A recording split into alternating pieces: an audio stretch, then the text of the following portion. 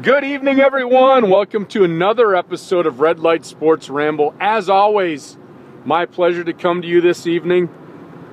And for those of you that actually watch the scenery, you may notice it looks a little bit different. I have a little longer ride home because I'm coming to you tonight from Pittsburgh, Pennsylvania.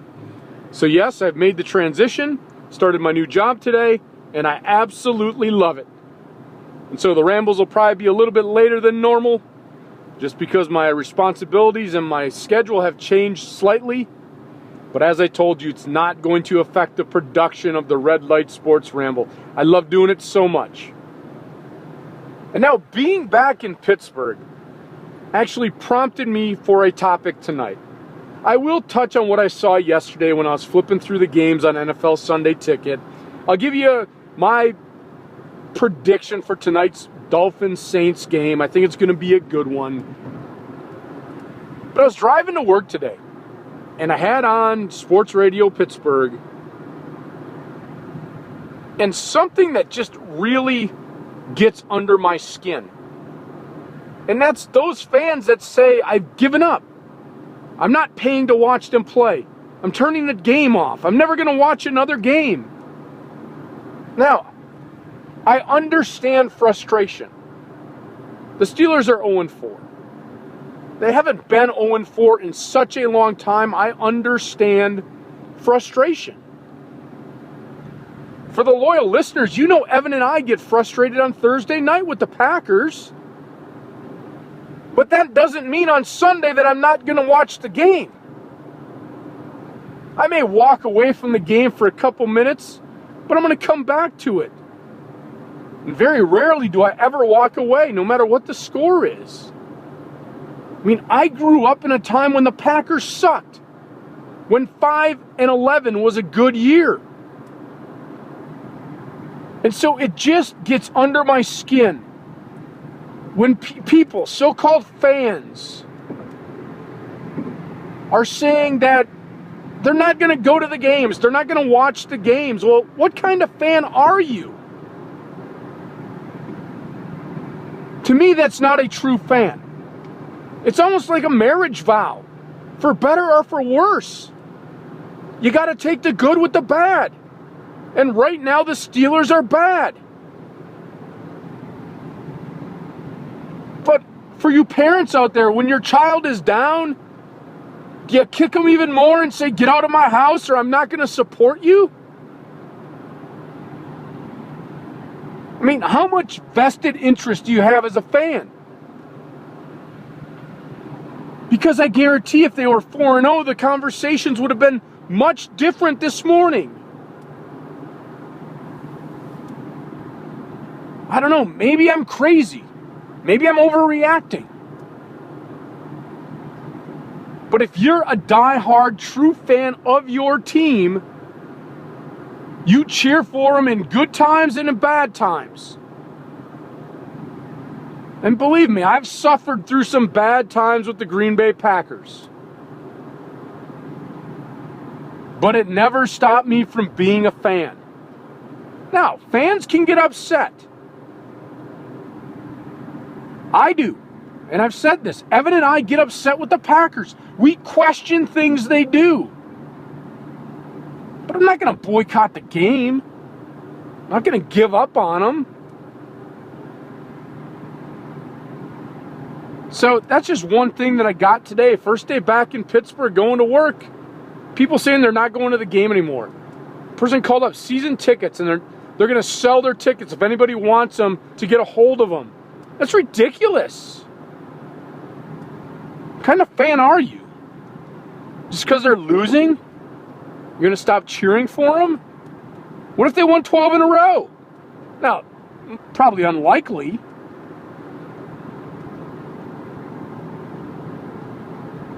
But why do you stop cheering for them? I don't know. Again, maybe I'm overreacting. I wish this was a live show so I could get some callers in. But maybe I can get some feedback on Twitter tonight. Do you stop cheering for your team when they're losing? Do you give up on them? Do you want to cheer for another team? Because I heard that this morning.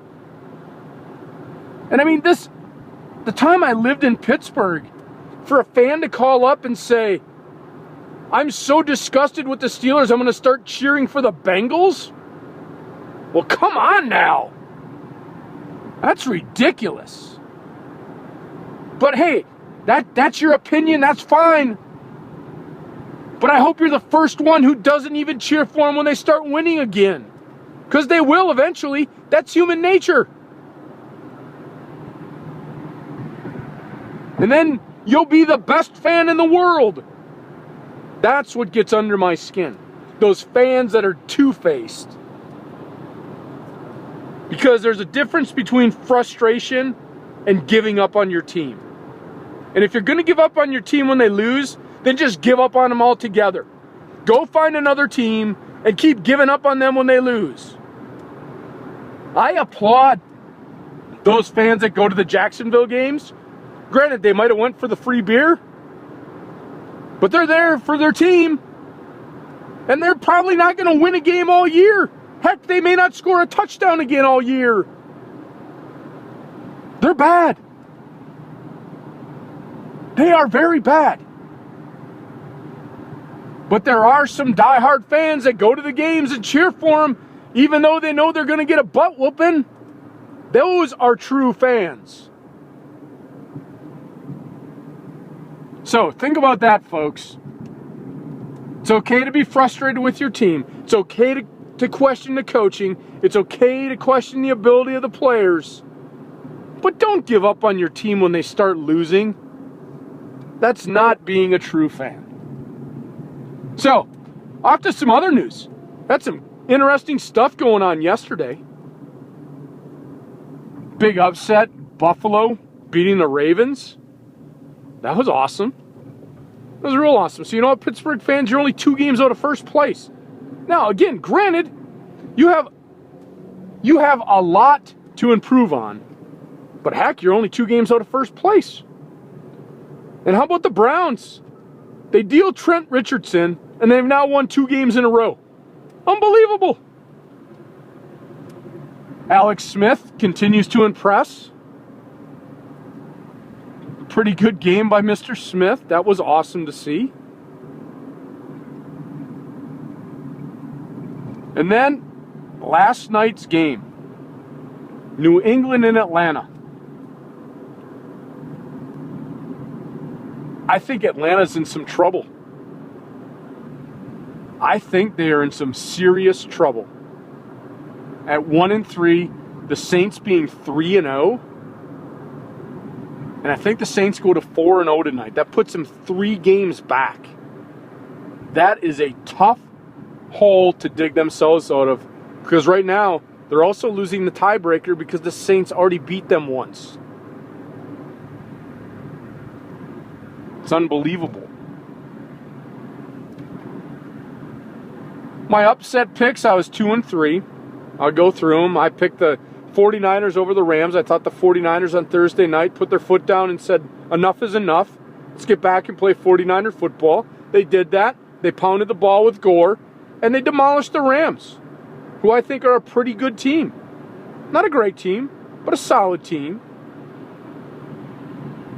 The other loss I had, I thought the Falcons would go in or hold at home and beat the Patriots. I lost that game. And then the Arizona-Tampa Bay game, I actually ended up watching the end of this. And unfortunately, Glennon made some rookie mistakes there at the end. And Patrick Peterson made him look like an all-pro cornerback. Threw him a couple balls right to him. The 2 games that I did pick that were upset wins, San Diego beating the Cowboys. I'll tell you, I'm liking what San Diego has put together. Now, they're not great in all phases of the game, but they are a lot better than they were last year. And I think that they're going to surprise some teams. I mean, that Cowboy team is very good. But the Chargers didn't give up when they were down big at halftime. They came out, played some good, solid football in the second half. Phillip Rivers looks really comfortable this year with McCoy. And when your quarterback and head coach are on the same page, good things are going to happen.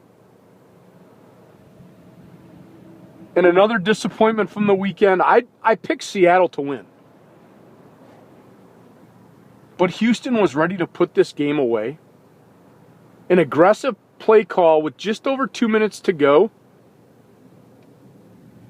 I was okay with the call.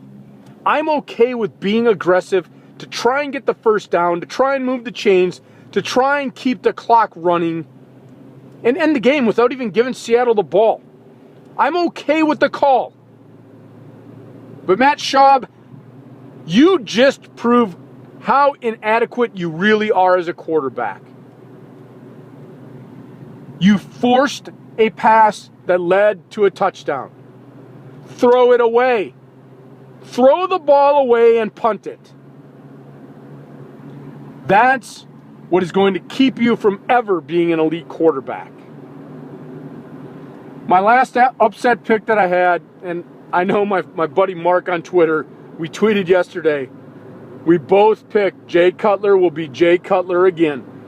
I picked the Lions over the Bears. Now, I didn't think it would be so convincing, and Evan and I are going to talk about this on Thursday. That Lion team is pretty darn good. They're a pretty good football team. I didn't think in the beginning of the year, and I'll be the first to admit I think I was wrong. I didn't think that Reggie Bush would be that big of a factor. And I'm wrong. Reggie Bush is changing the outcome of games for the Lions. As I watch that game, you have to honor the run now, which means that you've got to pull the safety up into the box sometimes. And so now you're going to open up Johnson. And if you leave the safety back, he's going to run for 4 or 5 yards. And I'm going to give credit to that offensive line, giving him the holes that he can have. The only thing with Reggie Bush is he's got to stay healthy. But I'll tell you what, watching yesterday, and I watched most of that game. Of course, NFC North game I got to watch, both in the division, both ahead of the Packers. I was watching. But it goes back to what I said before the weekend. When Jay Cutler is pressured, he makes mistakes. He makes bad decisions. He's careless with the ball. And that's what happened Sunday against the Lions. That offensive line got dominated by the Lions' front seven, as I said it would. I don't think they had a test that they had against the Lions. And that's the next opponent for the Packers, the Lions. And I really have to think about this game. The only good thing is that the game's at Lambeau Field. And the Packers had a bye, where they traditionally do very well coming off the bye because they've had time now to prepare for Reggie Bush. And I'm not going to get into the Packer recap right now or the preview. I'll do that and save it for Thursday.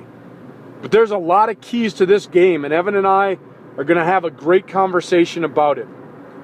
So, with that said, let's talk about tonight. Big game. Dolphins, Saints, both are 3-0. I think Tannehill, again, is comfortable with Philbin as the coach. He's running the offense, not trying to do too much. I still think there's a lack of a running game, so if the pressure gets put on Tannehill to start making plays, he's proven that he can early in the season, but I need to see him do it consistently. But I'm going to give him props. He's doing very well. And the Saints, to me, are a surprise. I was watching NFL Network. Some analysts saying, no, not a big surprise that they're 3-0 with Peyton back and Breeze. No, I think it's a surprise. Based on the schedule they had, I did not think they would be 3-0 coming into this game. So with that said, I think the Saints take care of business tonight. The game's at home. I think the Saints are just too much for the Dolphins. Saints 31, Dolphins 17. I'll see you at the next red light, everyone. Talk to you tomorrow.